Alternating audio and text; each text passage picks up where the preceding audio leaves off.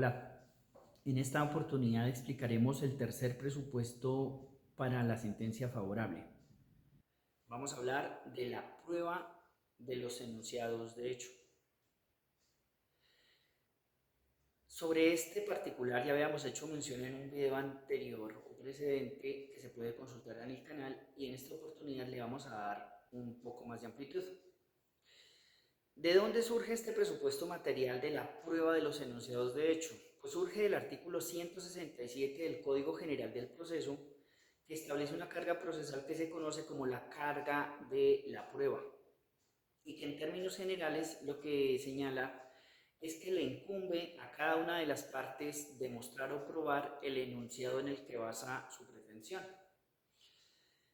Es decir, la carga de la prueba le dice a las partes: si usted no prueba ese enunciado de hecho, el hecho se va a tener por no demostrado. Y le dice al juez: si las partes no prueban cada una sus enunciados de hecho, su deber al resolver es tener por no demostrado ese hecho, con lo que esto conlleva. Ahora bien, ¿y qué es la prueba y qué son los enunciados de hecho?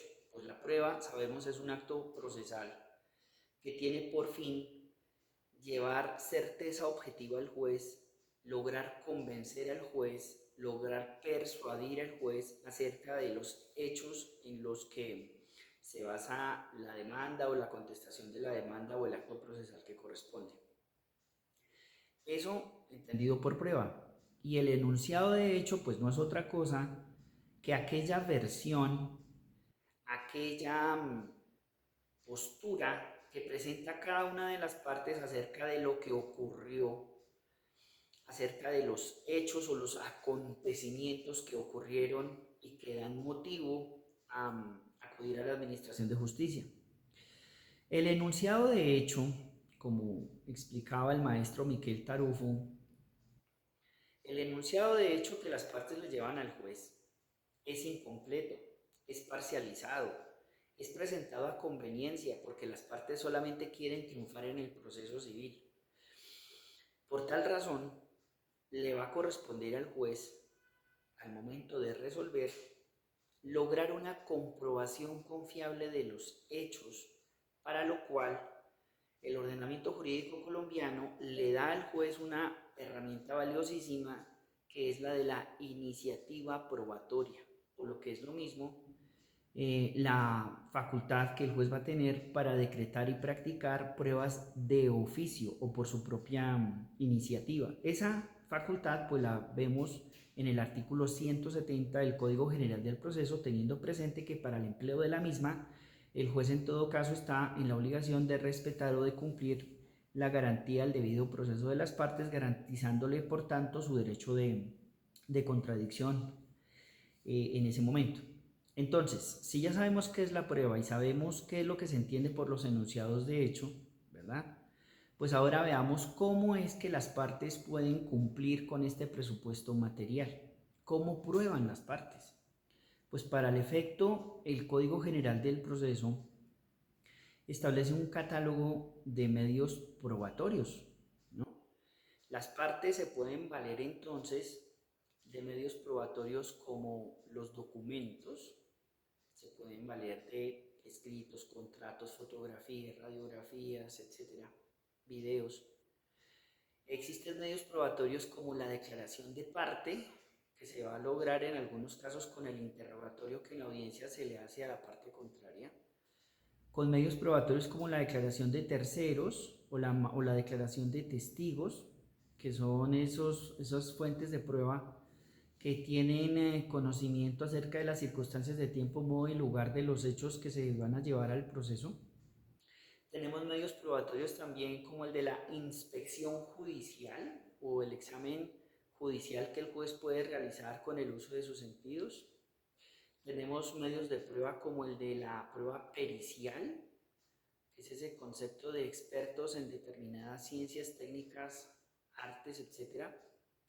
Tenemos medios de prueba también como el del juramento, como el de los indicios, como el de la prueba por informe, entre otros.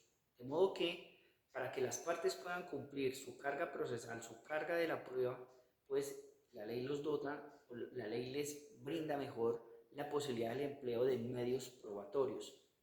Medios probatorios que claramente se rigen por unas reglas, unos principios mejor, que más adelante mencionaremos.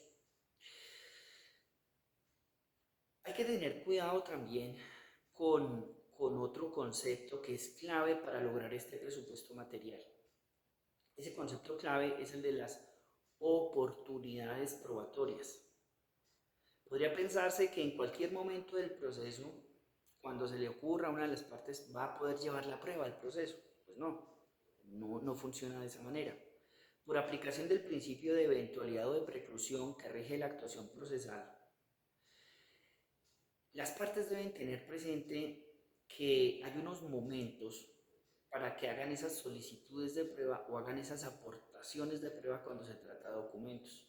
Así, por ejemplo, si se trata de la parte demandante, la primera oportunidad probatoria que va a tener seguramente va a ser cuando presente la demanda. Con ese escrito de la demanda, en el momento en el que presenta ese escrito de la demanda, también va a poder allegar con esa demanda esos documentos que busca que se tengan como prueba en el proceso, esos recibos, contratos, etcétera. Pero también en el texto mismo de la demanda va a poder hacer solicitudes de prueba, que se recepcione la declaración del testigo X, que se recepcione la declaración del testigo Y, etcétera. Lo mismo va a pasar, o esa dinámica también se va a aplicar a la parte demandada, también va a tener oportunidad probatoria, y la primera para ella seguramente será en el tiempo o el término que la ley le va a dar para que conteste la demanda. Una vez notificado del auto admisorio de la demanda en su contra, el demandado tendrá que cumplir esa carga procesal de contestar la demanda y en ese momento su primera oportunidad probatoria, de modo que en el momento de contestar va a poder allegar esos documentos que le van a servir de prueba para lo que está excepcionando. De modo que si es el deudor demandado en el ejecutivo, pues podrá llegar los recibos de pagos parciales que ha hecho a la obligación o el de pago total, ¿verdad? Pero ¿qué pasa? ¿Qué pasa si este demandado deja vencer el término o el tiempo que la ley le concede para que conteste demanda y por tanto ejerza su primera oportunidad probatoria y no lo hace? En ese caso se aplica el artículo 97 del Código General del Proceso, en cuyo evento se va a presumir, o mejor, se van a presumir ciertos los hechos susceptibles de prueba de confesión que contiene la demanda, de modo que el demandado va a entrar en posición de desventaja o va a entrar disminuido al proceso.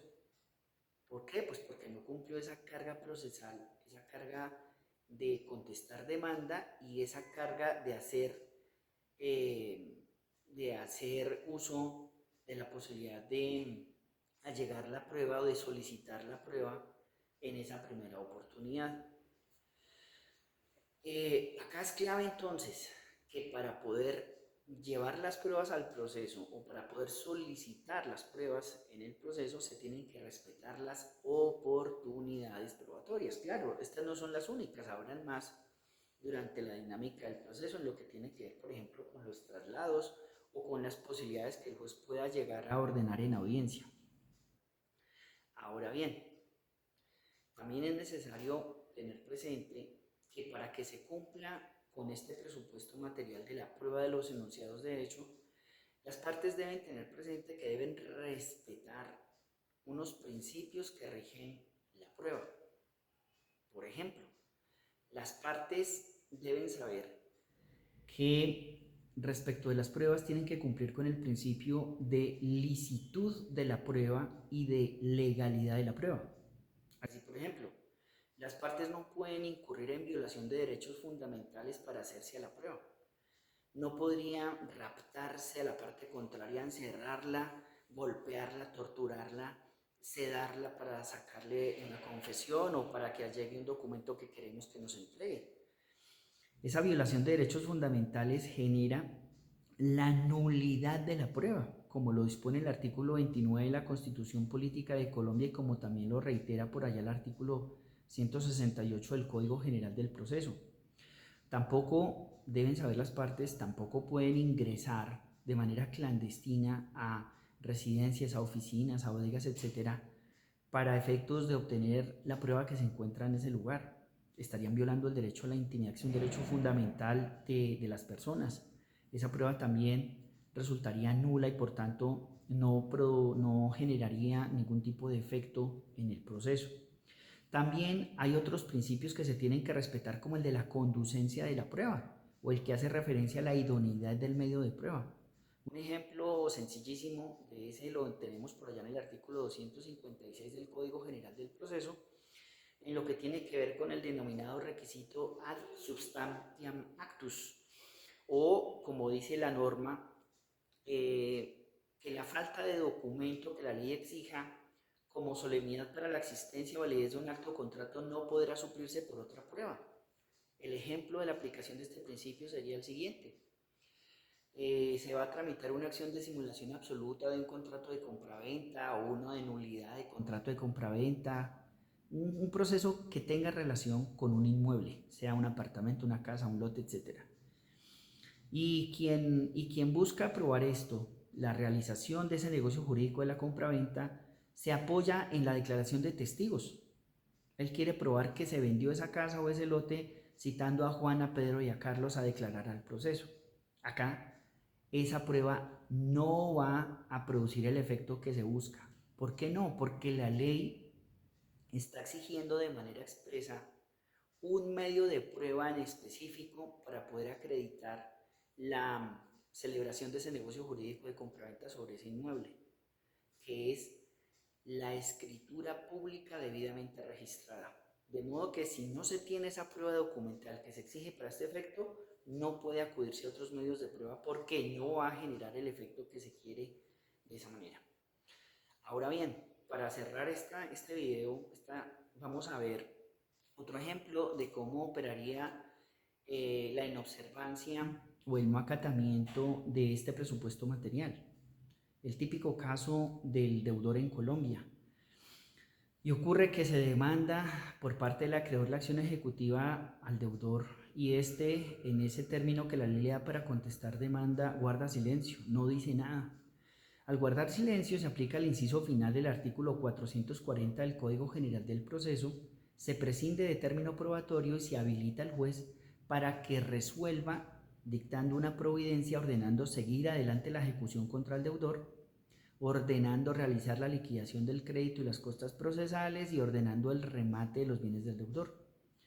El hecho de que el deudor demandado no haya hecho uso de esta primera oportunidad probatoria le conllevó que el Ejecutivo continuara en su contra al punto de haber perdido esa oportunidad para alegar su pago parcial o su pago total de la obligación.